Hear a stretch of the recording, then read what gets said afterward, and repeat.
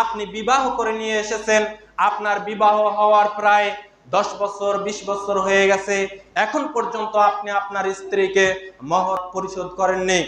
রাসূল সাল্লাল্লাহু আলাইহি ওয়াসাল্লাম বলেছেন, কোন ব্যক্তি বিবাহ করলো, বিবাহ করার সময় সে মনে করলো যে কত টাকা দিনমোহর বাঁধে বাঁধুক, এইরকম চিন্তা চেতনা নিয়ে সে মনের ভিতরে রাখছে, তার এই নিয়ত ছিল যে কত টাকা দিনমোহর বাঁধে বাঁধুক, আমি তো এগুলো পরিশোধ করব না।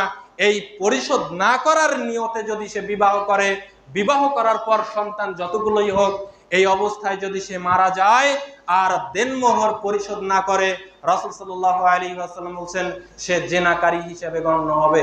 কাল কিয়ামতের দিন সে আল্লাহর নিকটে জিনাকারী হিসেবে উপস্থিত হবে। অতএব আপনার বিবাহের 10 বছর হয়ে গেছে, 15 বছর হয়ে গেছে, 50 বছর হয়ে গেছে, এখন পর্যন্ত আপনি আপনার এই দেনমোহর পরিশোধ করেননি। অনতিবিলম্বে বাসায় গিয়ে আপনার স্ত্রীর যে মোহর আছে এগুলো আজকের মধ্যেই পরিশোধ করবেন। আপনি মনে মনে ভাবছেন যে যখন আমি আমার সম্পদগুলো ভাগ বন্টন করে দেব ছেলেদেরকে, তখন তো আমি মোহর দিয়ে দিব।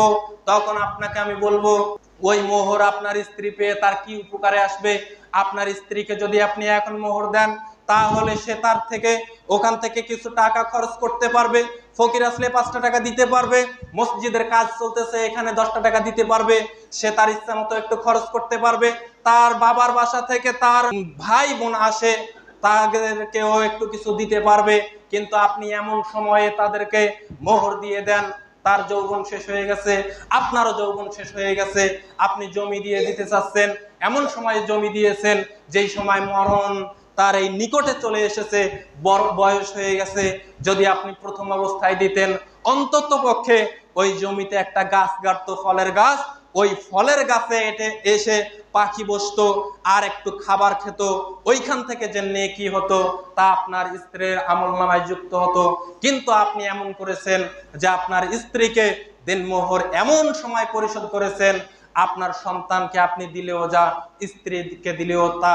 কেননা আপনি আপনার স্ত্রীকে দিলে ওই সম্পদ কে পাবে বলেন তো? কে পাবে? সন্তানেরাই পাবে। তাহলে এমন সময়ে আপনি দেনমোহর পরিশোধ করলেন, আপনার স্ত্রীর বিন্দু মাত্র কোনো উপকার নেই। তাহলে আপনি একজন জালেম। আপনি শ্বশুরের কাছ থেকে নিয়েছেন, তার উপরে সবাইকে নিয়ে খেতে গেছেন, তার উপরে আপনি যৌতুক নিয়েছেন, তার উপরে আবার দেনমোহর পরিশোধ করেননি। আপনি যদি মনে করেন যে আপনি ভালো মানুষ, তাহলে আমি বলবো রাসূল সাল্লাল্লাহু আলাইহি ওয়াসাল্লামের হাদিস অনুযায়ী আপনি একজন জালেম মানুষ, জালেমের বিচার হবে সবচেয়ে পরে। সম্মানিত উপস্থিতি, এজন্য বলছি আদর্শ পরিবার গঠনে আপনাকে কি করতে হবে? বিবাহের সময় অলিমা করবেন, শ্বশুর বাড়িতে কোনো লোক এরকম 200-300 লোক নিয়ে যাবেন না খেতে, এটা হচ্ছে জুলুম। আপনি বিবাহের সময় রাসূল সাল্লাল্লাহু আলাইহি ওয়াসাল্লামের পদ্ধতিতে বিবাহ করবেন। এরপর বাসায় নিয়ে আসার পর স্ত্রীর মাথায় হাত রেখে দোয়া করে 2 রাকাত সালাত আদায় করে আল্লাহর নিকটে কল্যাণের দোয়া করবেন। সন্তানকে, স্ত্রীকে যেন পর্দার আড়ালে রাখা যায় এর ব্যবস্থা করবেন। এটাই হচ্ছে আদর্শ পরিবার গঠনের পূর্ব প্রক্রিয়া।